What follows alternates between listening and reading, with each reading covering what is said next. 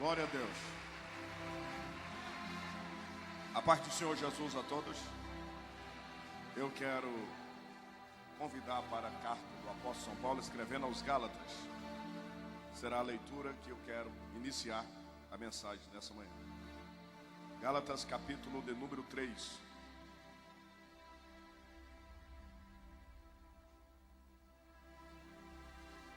Versículo de número 13.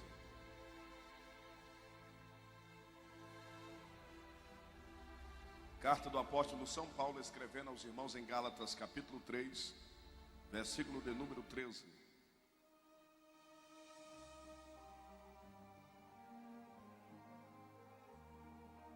Que diz assim: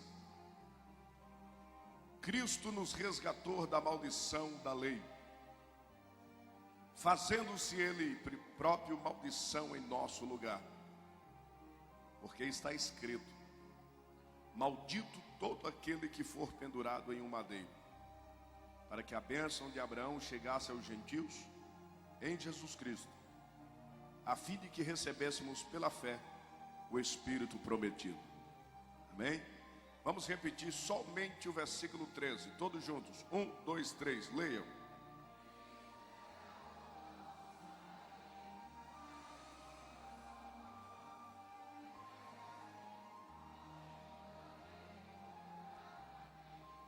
Amém, podem se sentar, muito obrigado.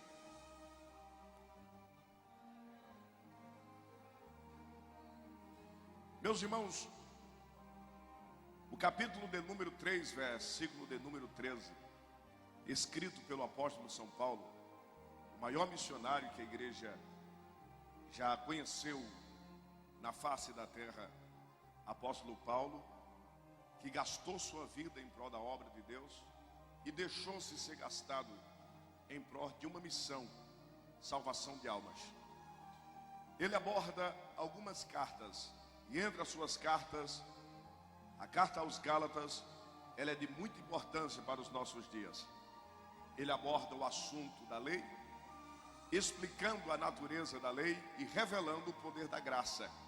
O capítulo 3, versículo 13, é chamado capítulo de uma restituição divina, é a graça de Deus.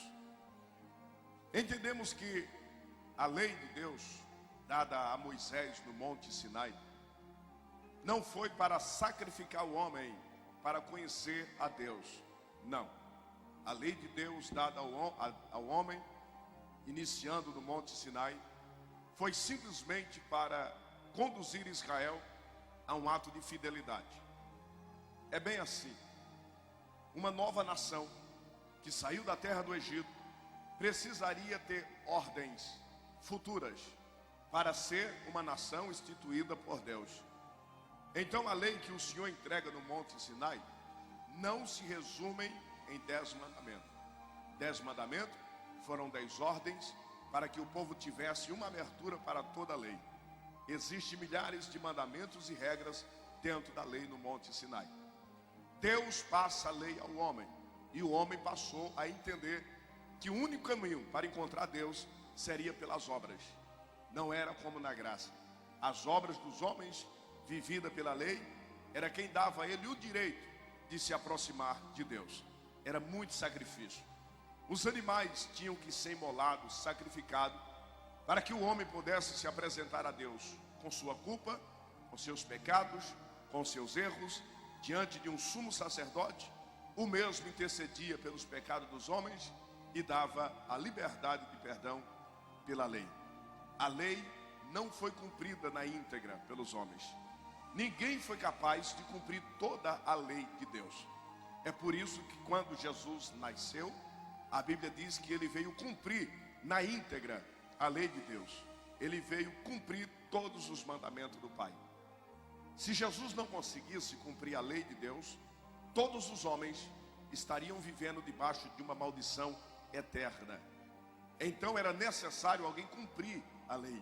Então ele cumpre a lei, dando a graça como presente aos homens.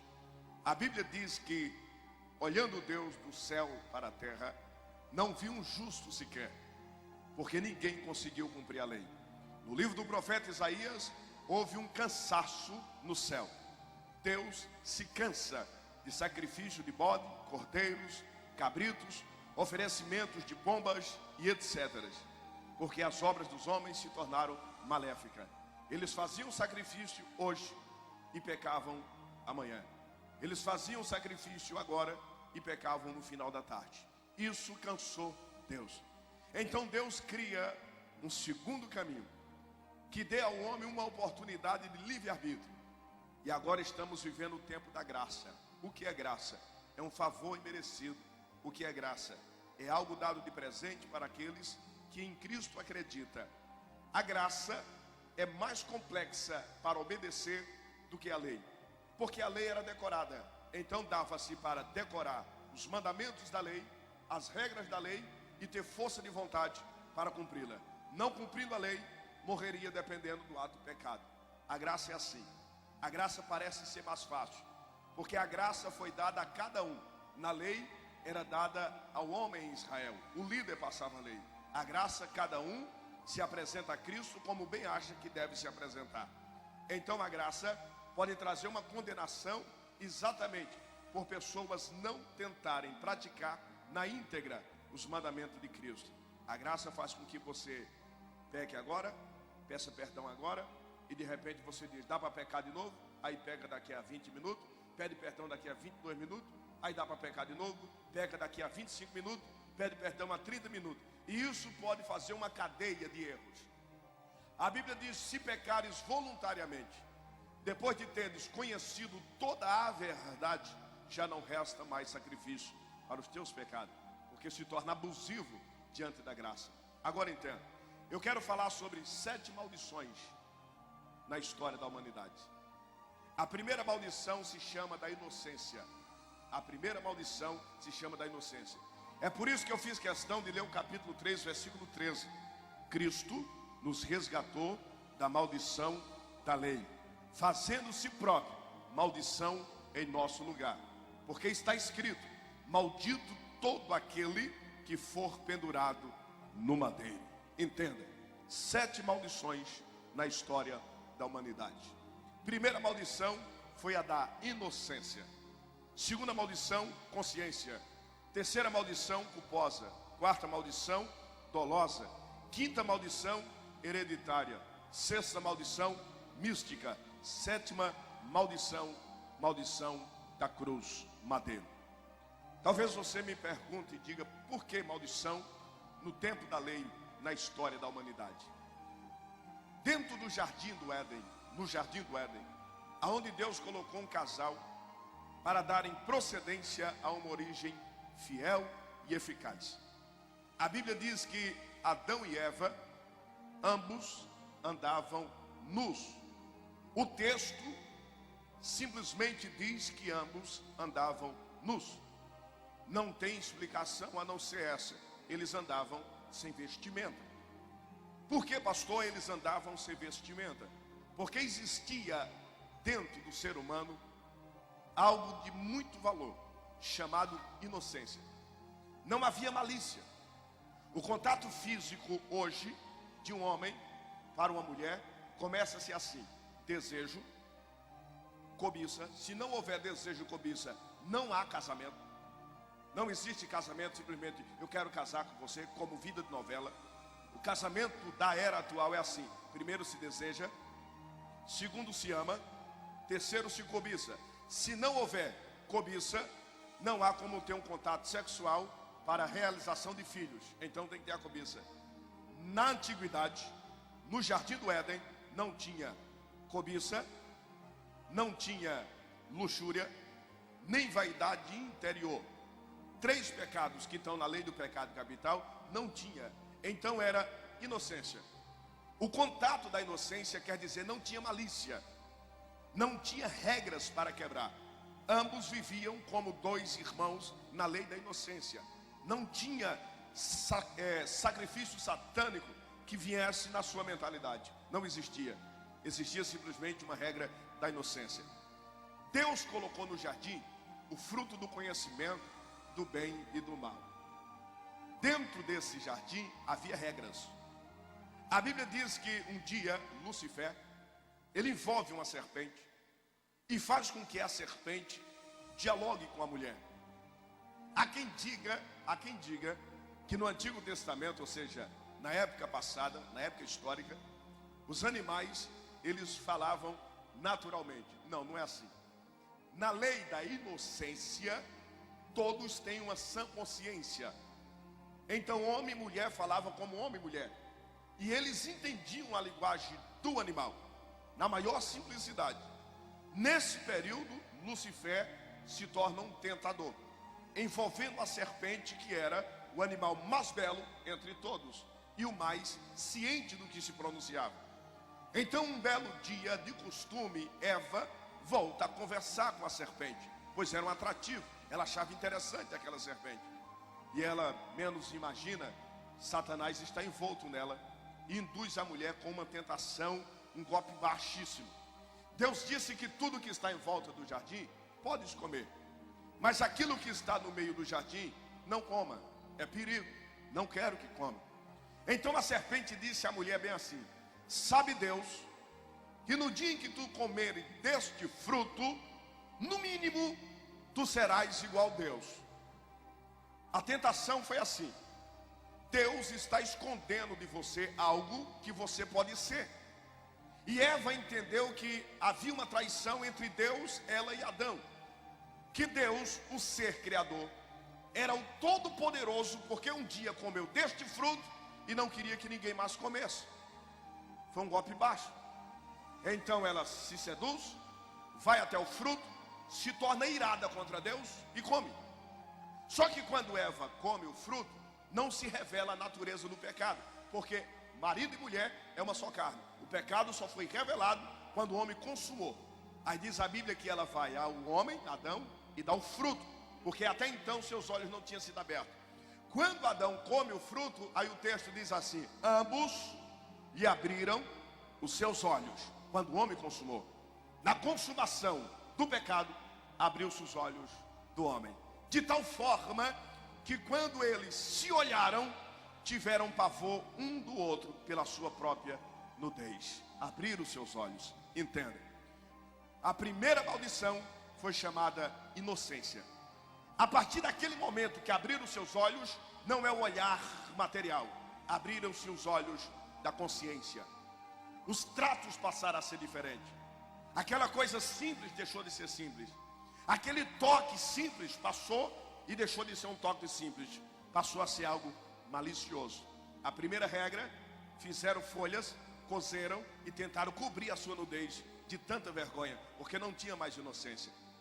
Deus desce no jardim, procura o homem, e o homem não está no lugar de origem, se escondeu, porque não é mais inocente, passou a ser culpado. A segunda maldição se torna a maldição da consciência. Porque, pastor, a mente do homem se tornou-se maldita. Entenda, a segunda maldição se torna a maldição da consciência. Tudo o que há de acontecer para amanhã, para depois, na mente de um homem que não tem Deus, não tem Cristo, se torna uma mente corrupta. O cidadão mata premeditando no crime que vai fazer. Ele deita pensando como projetar o crime de amanhã. Ele deita pensando como vai pecar, escondido, traindo a sua esposa de forma horrenda e errante, sem temor de Deus, às escondidas. Muitas deitam pensando como trair seu esposo daqui a 30 dias, sem que ele tenha ação para ver o tamanho do pecado. Isso aí se torna uma consciência maléfica, pecaminosa, perversa. Ele deita pensando como vai puxar o tapete do companheiro no dia seguinte, porque está crescendo mais do que ele de frente a um trabalho, seja secular, na empresa, seja dentro da igreja, na obra de Deus. Então ele maquina como fazer coisas que venham somente para si e que não vá para o seu próximo. A mente se tornou uma máquina maldita. Quer ver uma coisa?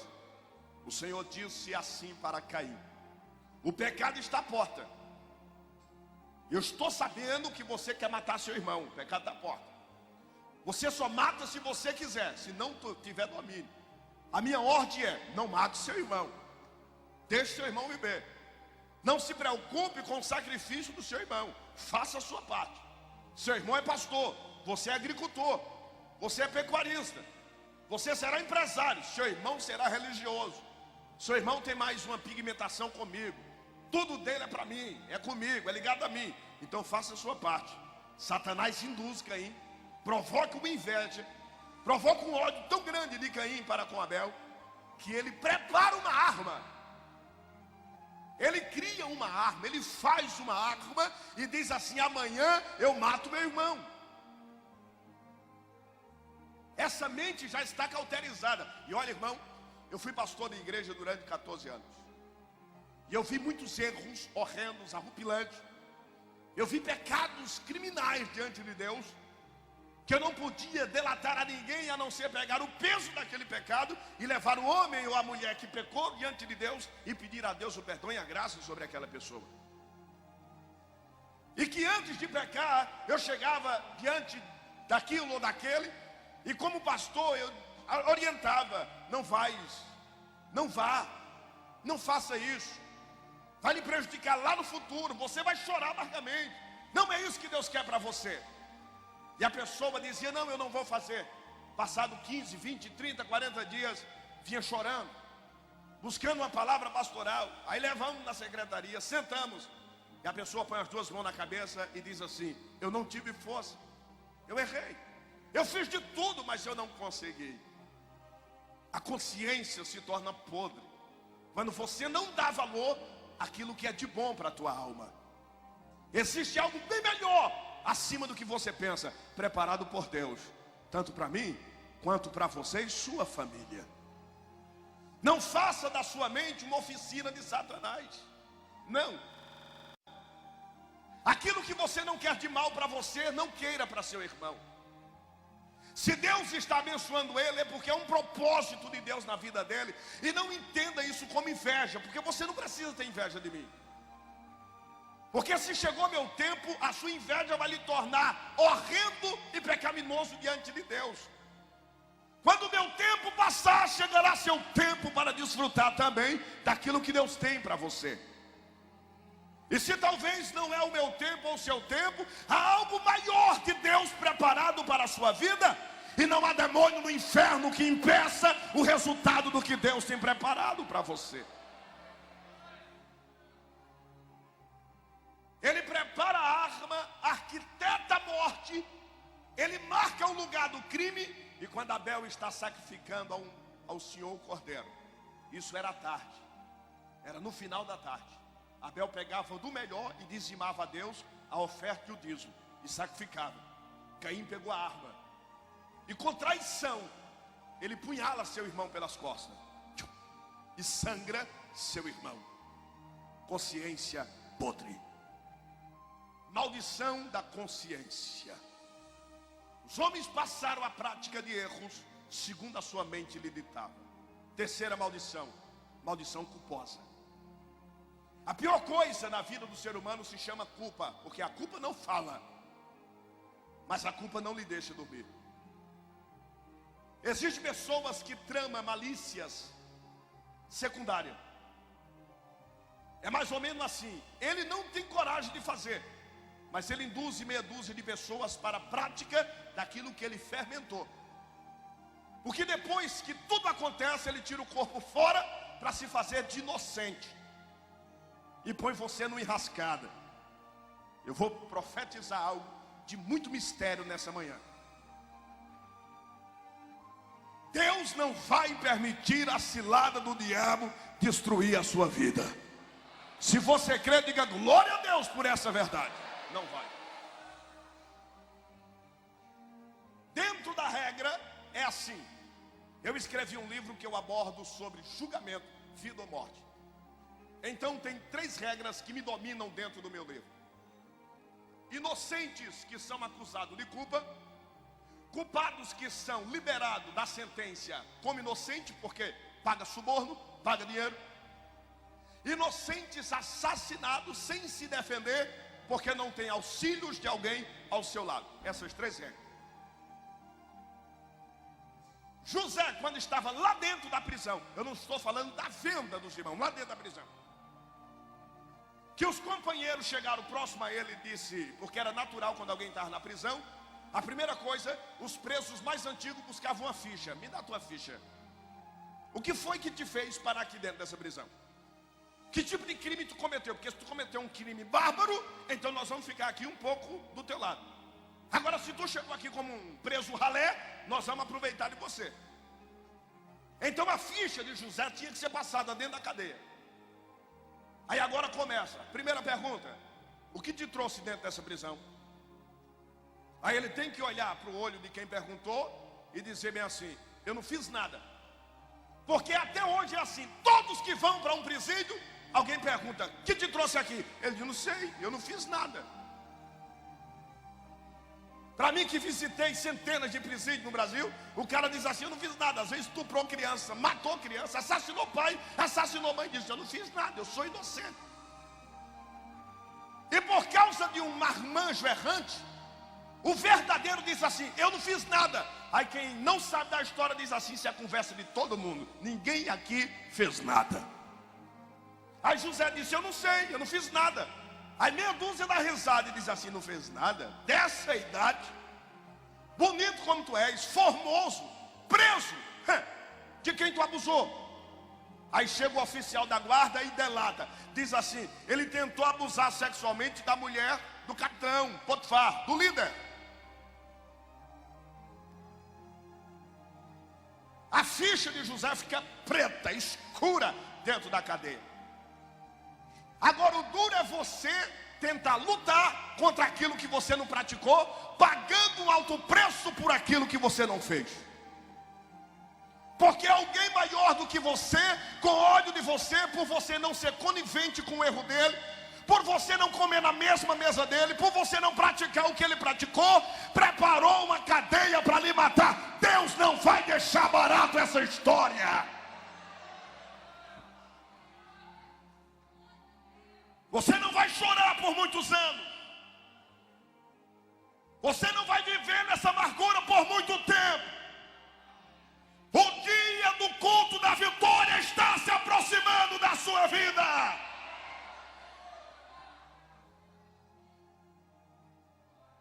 Não queira ser conivente com aquilo que alguém quer que você queira. Não ande por cabeças secundárias, por ideia frustrante, ideias medíocres, ideias roubadas. Deita-te comigo, José. Ele disse: eu não posso. José, para de ser bobo. Só está eu e você. Meu marido está fora de casa. Quem governa aqui sou eu. Deita-te comigo. Ele disse: não posso. Ele me deu ordem de tudo, da economia, da agricultura, da pecuária, do dinheiro, do banco, gerenciar as ordens. Mas ele nunca me deu ordem de tocar na senhora. Além de tudo, se ele me desse ordem para tocar na senhora, eu, como judeu, sou ensinado na casa de meus pais que eu não posso adulterar. E eu sou um jovem virgem, solteiro. Eu estou me preparando para um casamento. O ódio entra nela e o diabo apela. O diabo diz: já que não quer ficar comigo, então vai morrer. Faz uma calúnia, prepara uma calúnia enorme. O que tem de gente nesse Brasil que dá golpe baixo, que tem facilidade de caluniar um pastor, um pregador, um cantor. E a arma que o diabo mais está usando é a arma que Deus deu à igreja para ser poderosa: a internet. O cidadão não tem coragem de falar na tua cara, mas ele vai numa comunidade que ele cria dentro da internet para dizer falso. Aí vai lá naquilo ali e detona o pregador. O pregador não consegue pegar o avião. No outro dia ele escreve: furão, furou na minha festa. Fala na cara dele se tu tem coragem. Você não precisa se esconder por trás de uma tela para desabafar. Seja homem, seja mulher, liga para ele, bate o fio para ele. E Deus não lhe chamou para fazer isso. Se o pregador está de cabelo grande, está mudando. Se o pregador está de cabelo pequeno, coitado desse pregador. Se o pregador põe um terno importado, para que essa vaidade? É porque o Brasil não sabe cuidar dos maiores pregadores do mundo que está no Brasil, não sabe cuidar. Só temos valor quando sai do país. É onde a terra para ouvir um brasileiro. Talvez você não saiba, mas quando o brasileiro sai para pregar fora, principalmente no continente africano, é o único povo que para mais de 400, 1 milhão de pessoas, e diz assim: brasileiro tem Deus na vida.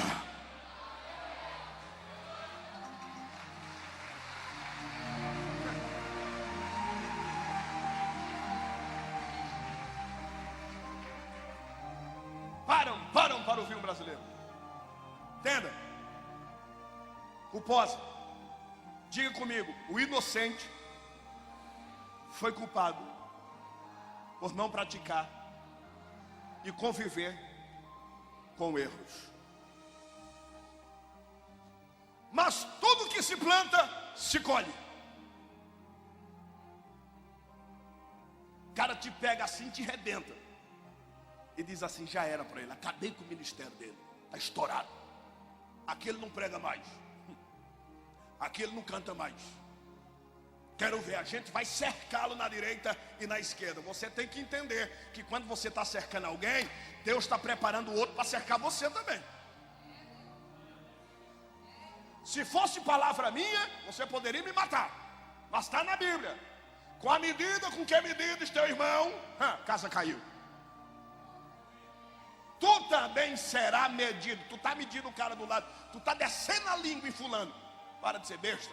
Tem 10 falando mal de ti também lá atrás.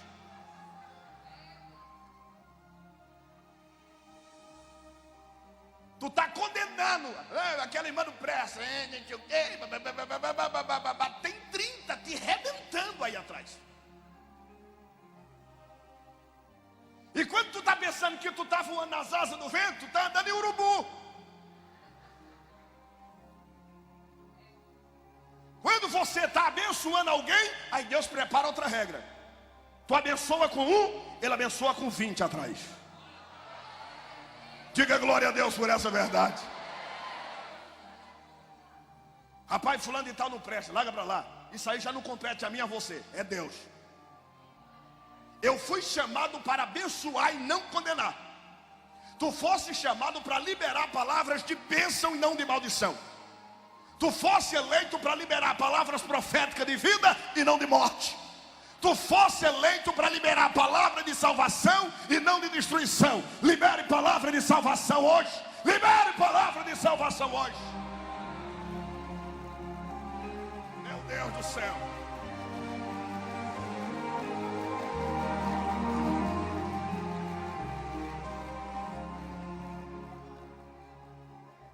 É mais fácil acreditar numa mentira do que numa verdade. Porque quando alguém fala a verdade, alguém fala com tanta segurança que o seu semblante não muda, não oscila. É aquilo ali. Agora o mentiroso não, o mentiroso ele tem uma cara sinistra. Quando o cara quer mentir, ele vem sorrindo. Ele vem com cara de E o mentiroso ele faz uma conversa comprida, tamanho de uma semana, para chegar no assunto. Fique esperto. Tem muita gente que merecia estar lá e não está. Os culpados estão fora e os inocentes estão presos. Eu vou lhe explicar o que Deus faz com o culpado. Lembra de Acabe? Acabe tinha uma vinha. Pensa numa vinha bonita, ou seja, uma horta, linda, linda. Do lado do palácio tinha um homem por nome de Nabote, que ganhou uma vinha. E herança na época era tratada com muita validade. Não podia desvaliar uma herança, mesmo sendo de um servo. E a vinha de Nabote era do lado da horta de Acabe. Um belo dia Acabe acordou, passeou na horta. Aí ele viu um homem por nome de Nabote pegando a franela e lustrando as uvas. Porque quando você tem muito, você deslecha.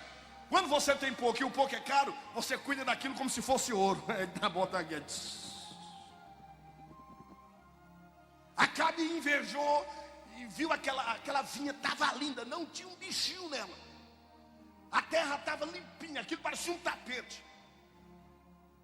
Acabe disse assim: bom dia, Nabote. Ele disse: bom dia, majestade. Psst, vamos fazer uma troca. Ele disse: do que, majestade? É o seguinte, eu tenho essa horta toda, e eu cansei da minha horta. E eu dou a minha horta em troca da tua vinha.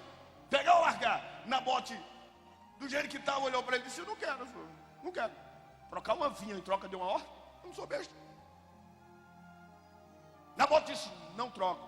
Me desculpe, mas isso aqui é herança do meu pai. Não posso dar aquilo que meu pai me deu de presente. Eu vou guardar até a morte.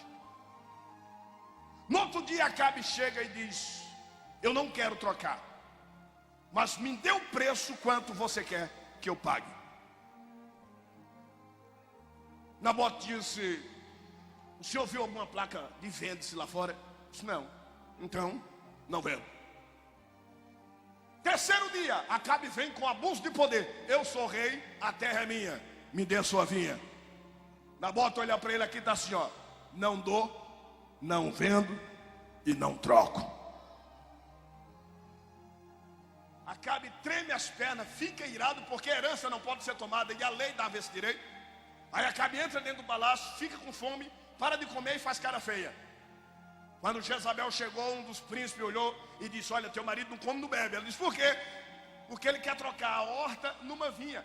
Jezabel, que não era flor que se cheirava, pôs as duas mãos na cabeça e disse: isso é fácil. Quem manda em Israel? Isso é ele. Então fala para ele que mate Nabote e pegue a vinha. Tudo é do rei, tudo pertence ao rei. Aí a Bíblia diz que ela preparou filhos de Belial para mentirem contra Nabote, dizendo: Nabote blasfemou contra Deus e contra o rei. Calúnia, mentira. Nabote não blasfemou, Nabote estava zelando do que o pai tinha lhe dado. A Bíblia diz que pegaram Nabote, saíram arrastando ele na cidade, e Nabote começou a gritar: gente, o que foi que eu fiz? Você blasfemou contra Deus. Ele disse: eu nunca blasfemei contra Deus. Aí a Bíblia diz que batiam no seu rosto e diziam: você blasfemou contra o rei. Ele disse: meu Deus do céu, eu nunca falei mal do rei. Me dê direito de defesa. Não, quem blasfema não tem direito de defesa. Aí arrastaram ele para a praça. A Bíblia diz que os filhos de Belial foram pagos, cada um pegou uma pedra e jogou em Nabote até matá-lo, e o seu sangue escorria pelas terras. Acabe chegou na vinha e disse: ou por bem ou por mal, a vinha é minha. E se apoderou da vinha de Nabote. Elias já estava quase encerrando o ministério. Estava lá no Ribeiro de Querite, sentado, bebendo água e falando com o coro. De repente um anjo apareceu e disse: Elias. Ele disse: sim, senhor. Mataram o inocente.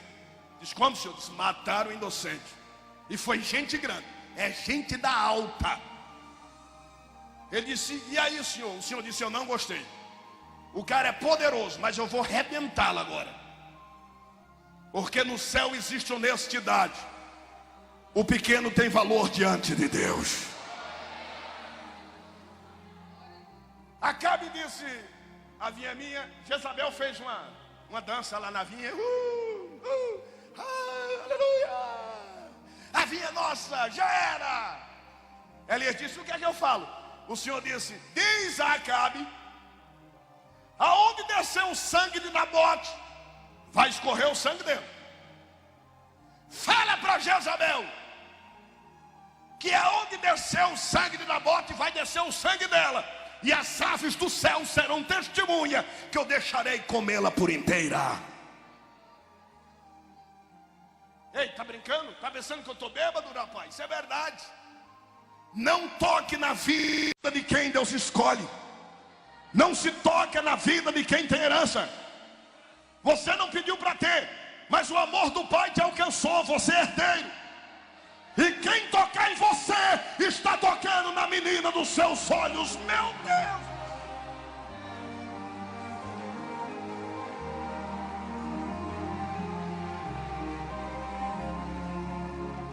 Pegue na mão do seu irmão, por favor.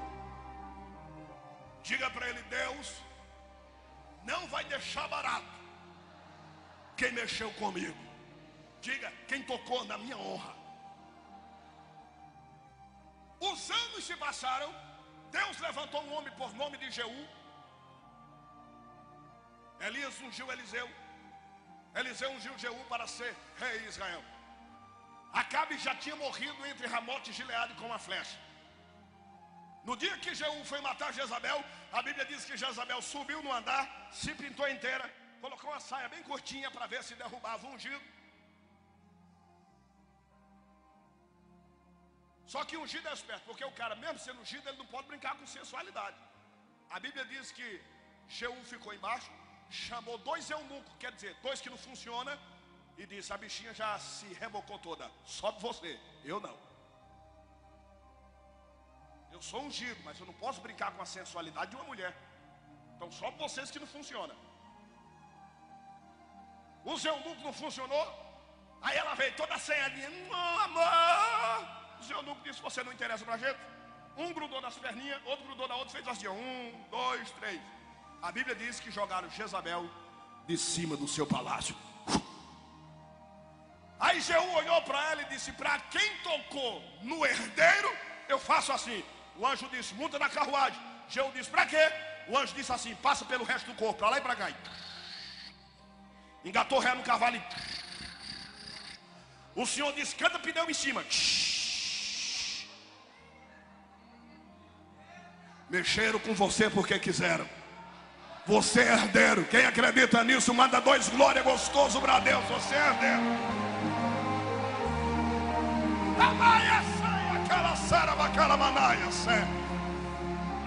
Você é herdeira. Você tem uma honra. Você tem um nome a zelar. Estão tentando defamar a sua história. Estão tentando destruir seu ministério. Estão querendo acabar a sua carreira. O anjo do Senhor se levantou a partir de agora. E aqueles que tocarem você hão de pelejar com o Deus que te escolheu e te chamou na terra.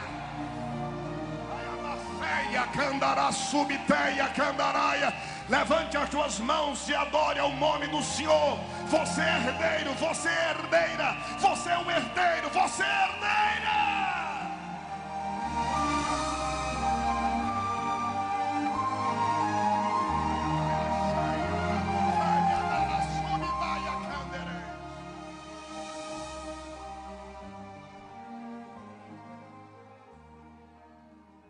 Sabe o que é que Deus prepara para o inocente? Quando ele não tem culpa? Deus tocou em Faraó e deu a ele um sonho que nem ele mesmo sabia. Preciso de voz aqui no retorno, sem voz nenhuma. Nem ele sabia. Vacas magras, espigas secas. O copeiro olha para ele e diz: eu conheço alguém que revela isso aí. Ele diz: quem? Diz: sabe aquele funcionário da cadeia? Ele disse: José, sério, revela mais do que Kodak. Tem uns caras que eu conheço aqui no Brasil que revela, mas eu sei que é furada, é tudo mentira. Eu como pregador posso falar, conheço ele tudo, é tudo furada, é tudo truque. E não vou entrar nos deméritos dele, nem nos méritos. Porque o cara fazia esses truques assim, chegar a enganar a noiva do cordeiro. E tem igreja que os crentes ficam tudo deitado no chão, arrebatado, porque o cara chamou pelo nome. Se você soubesse o que eu sei, você pularia do seu sono deitado, pararia com essa preguiça de ficar caindo no chão e ir atrás dele pegar seu dinheiro.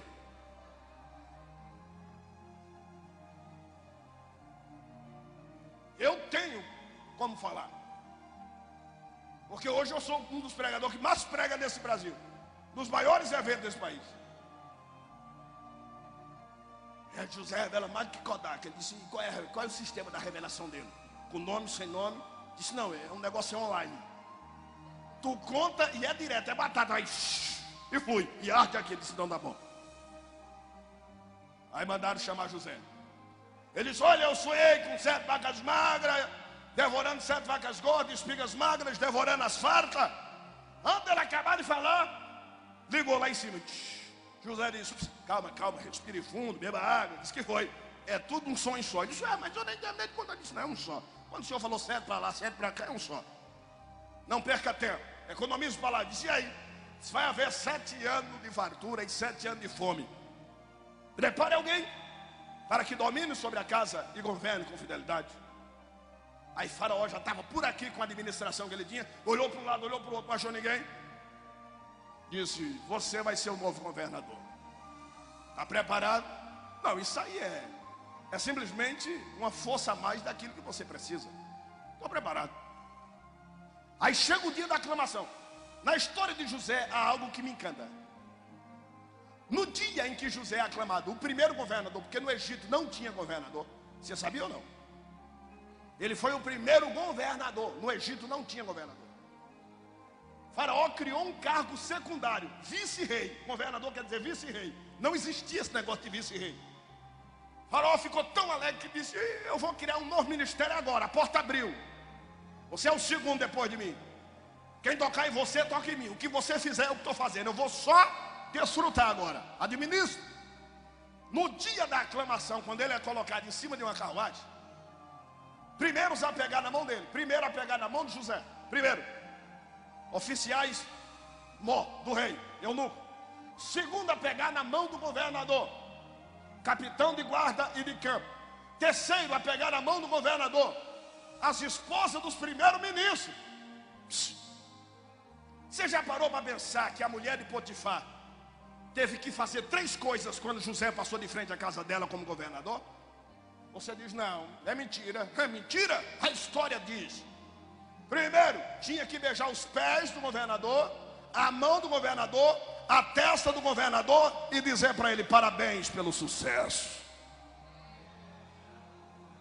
Quer saber mais? Parece que eu vejo José na carruagem. Zefat Pané, Zefat Pané, Zefat Pané. Aí lá vem a mulher de Potifar. Quem é o novo governador? Que coisa que é essa, novo governador? Ela tem que ficar de cara a cara com ele. E ele já tinha esquecido da fisionomia da destruidora.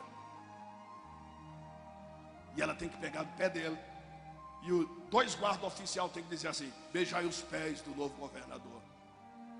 Aí quando ela dá uma olhadinha naquele queixo, no nariz, no rosto, que ela se encantou com a beleza dele, ela conhece, ela não é boba. Eu te conheço de algum lugar. Aí ele olha para ela e dá aquela risadinha. Você não me é estranho. Você é parente de um tal de José? Ele diz: não. Diz: mas como parece com ele? Ele olha para ele e diz: eu não sou parente. Sou ele. Aí ela engole seco. Como que é? Ele diz: não, sou eu. Aí ela quer correr, mas não tem como. Você vai ter que bater de cara com aquele que você fez a panelinha para babar com ele. Não, mas como? Você era preso. Disse: eu já fui. Mas você era meu escravo. Volta para minha casa. Ele disse: nunca mais. E você é o que agora? Ele disse: depois do rei, é o que manda em tudo aqui. A senhora vai trabalhar na minha casa.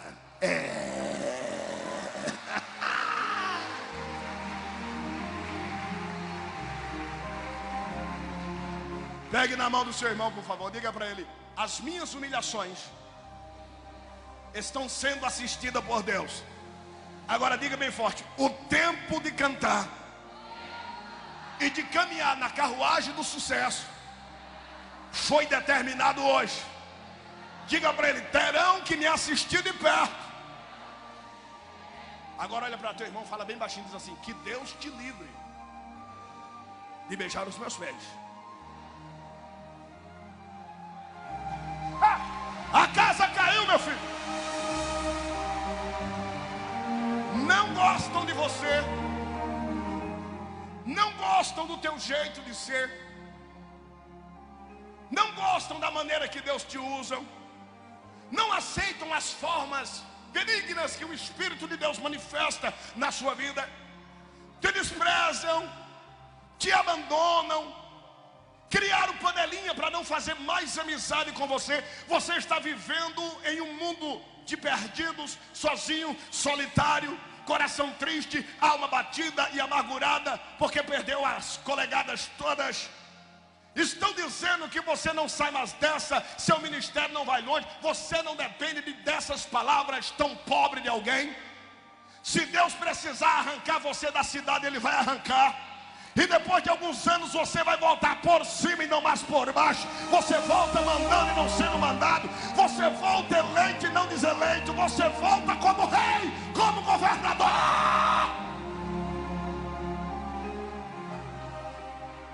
está preparando um banquete além do que tu imagina. Deus está preparando uma obra além do que tu já pensou. O que Deus vai entregar nas tuas mãos é grande, é poderoso, é forte, é digno, é justo. Você não será escravo, você será rei.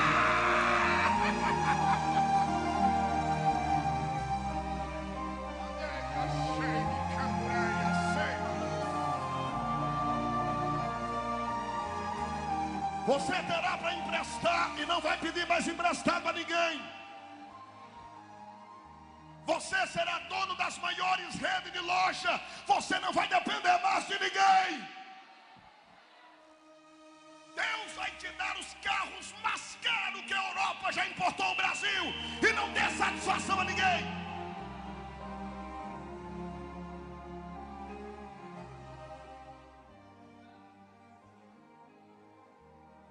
Não toque no inocente. Quarta maldição. Maldição dolosa.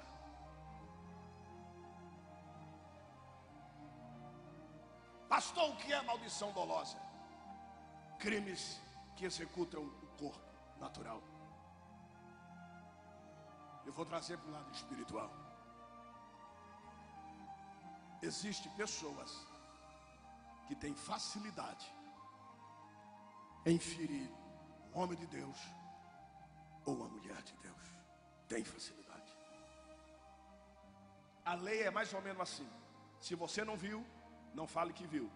Se você não estava no lugar, não diga que alguém viu, para não sair conversa de terceiro. Não, alguém me disse que alguém disse. Para com disse.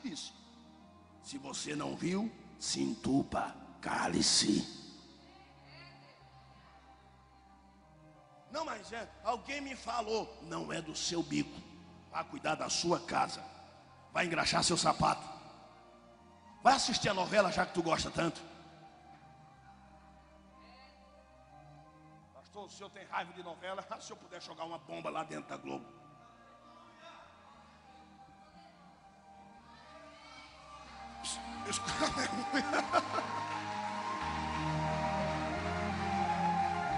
E tem crente que é assim, ó.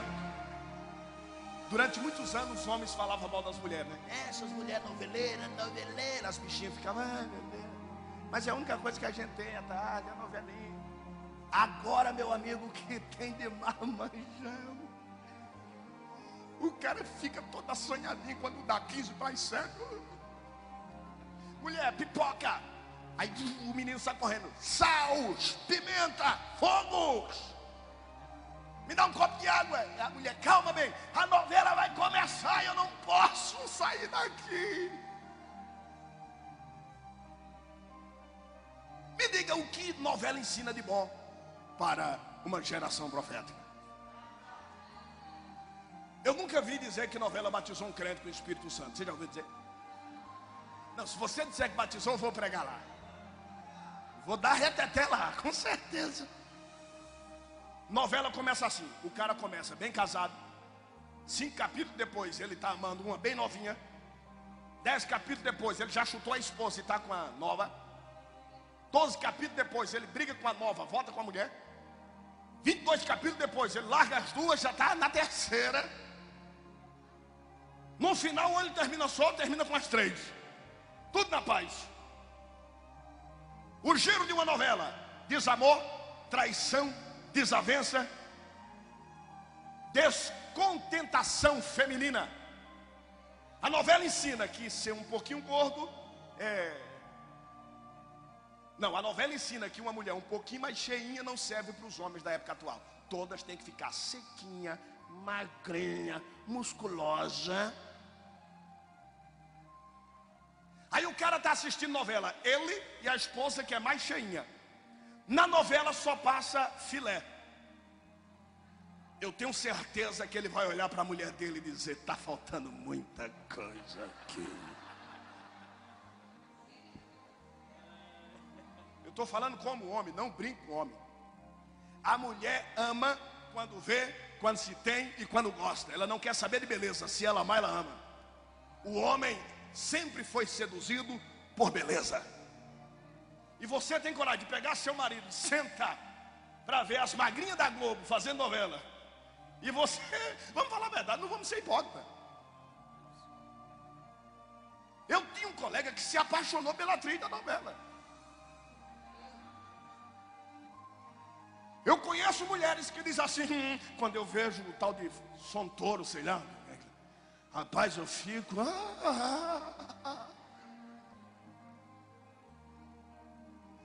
O que me mata é que às vezes na igreja tem culto de avivamento, culto de oração, culto de ensinamento, e a pessoa deixa de ir no culto onde Deus está preparando para ele uma bênção, e talvez seria a noite espetacular de Deus nele ou nela, para ficar numa novela. Você jogou fora a bênção. Não desfaça daquilo que Deus entregou na sua mão. Se você tem tempo de ir na igreja, não fique em casa dando bobeira. Novela não vai enriquecer sua alma, vai lhe trazer desamor, tristeza e angústia. Na casa de Deus, a Bíblia diz que mais vale um dia na casa de Deus do que 1000 anos por aí, meu amigo. Dentro da igreja Deus fala, Deus revela, Deus batiza, Deus cura. Quem acredita manda 3 glórias gostoso para Jesus de Nazaré.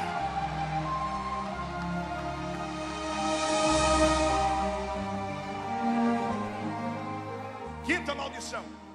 Estou sem relógio, pastor. Dê um tempo. Deu. Levante a mão direita, assim. Diga comigo, na minha vida, na minha família, não entrará maldição hereditária. Continue com a mão levantada. Sexta, maldição mística. Diga, na minha vida, na minha família, não entrará maldição mística. Seria obra de feitiçaria. Mão levantada. Sétima, diga, sobre a cruz, aonde foi meu Jesus, Ele levou toda a minha maldição. Grite, não há maldição na minha vida. Agora, para que lado está a sua casa? Mire bem, sua cidade, seu bairro. Erga as mãos, profetize comigo, diga, sobre a minha família não há maldição. Diga, sobre minha casa não há maldição. Agora põe a mão direita do lado do coração e diga, sobre a minha vida não há maldição. Coloque a mão na cabeça de alguém ou no ombro de alguém para impetrar a bênção. Diga para ele, sobre a tua vida não há maldição. Se Jesus merece um glória, aplaude a Ele com glórias e aleluia. Ele merece.